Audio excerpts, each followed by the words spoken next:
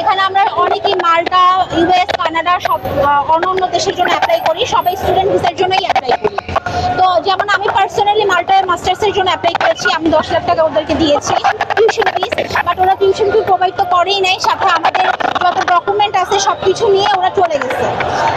আমরা এখন সরকারের কাছে এটা দাবি জানাচ্ছি যে আমরা যেহেতু সবাই স্টুডেন্ট, আমাদের কিন্তু অলরেডি জীবন থেকে 2-3 বছর চলে গেছে এদের পিছনে ঘুরতে ঘুরতে। এখন যদি আমরা টাকার জন্য আমাদের 2-3 বছর চলে যায়, আমাদের আর কোনো ক্যারিয়ার থাকবে না। এখানে আমরা অনেকে পড়াশোনা বাদ দিয়ে দিচ্ছি বিদেশ যাওয়ার জন্য, অনেকে মাস্টার্স কমপ্লিট করে জবেও ঢুকি নাই যে আমরা বাইরে যাবো পড়াশোনার জন্য, বাট ওরা আমাদেরকে এভাবে প্রতারণা করে আমাদের সব টাকা নিয়ে গেছে। এখন আমাদের সরকারের কাছে আকুল আবেদন এটাই যে আমরা যে স্টুডেন্টগুলো আছি আমাদের প্লিজ টাকাটা যাতে তারা ঠিকভাবে দিয়ে দেয়, এবং যাদেরকে ধরছে, যেমন আমরা উত্তরা থানার আন্ডারে আমরা মামলা করেছি, যেমন আমাদের ভিসা গাইডে ছিল কলি, রেজওয়ানা কলি, তারপর তাজ, লক্ষ্মী, এদেরকে ধরা হয়নি এ পর্যন্ত, এদের কোনো আপডেট আমরা জানি না।